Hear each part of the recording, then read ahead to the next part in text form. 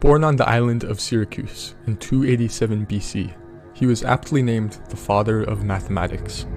Archimedes was one of the greatest Greek mathematicians of all time.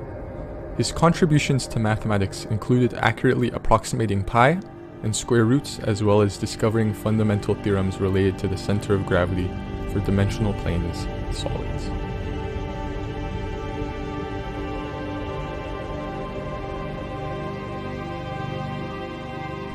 While he is best known for these feats, another thing that ensured his place in the history books was his war machines. Now you may be wondering, war machines?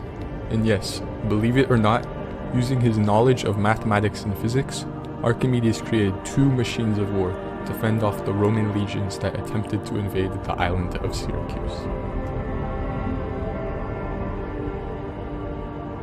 The first of these weapons of war was his catapults. Now, catapults were no new invention. The first was made about 200 years prior.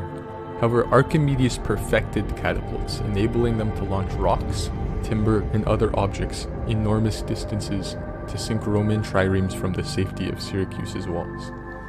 The Romans were so impressed by these weapons of war that they took one of Archimedes' catapults following the siege of Troy to reverse engineer for their own use.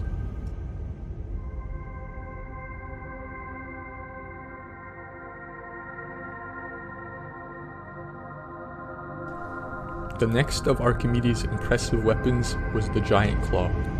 After using his catapults to drive Roman forces back to their boats, a heavy chain was released that was anchored to an enormous stone. The chain then let a giant claw attach to the bow of a Roman ship, causing it to capsize and drown the crew. One of Archimedes' most famous quotes is, "Give me a lever long enough and a fulcrum on which to place it, and I shall move the world." This is a fitting quote, as the claw was so heavy that supposedly the entire Syracusan military was required to push the lever back so that the approaching ship was to lift out of the water.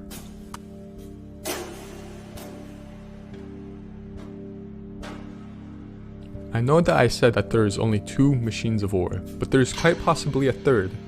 Archimedes invented that of legendary storytelling, a ray of death.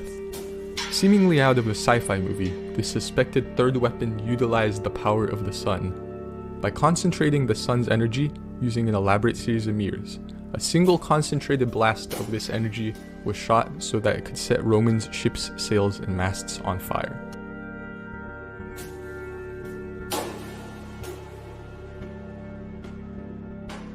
The Romans eventually captured Syracuse in the fateful year 212 BC after a 2-year siege.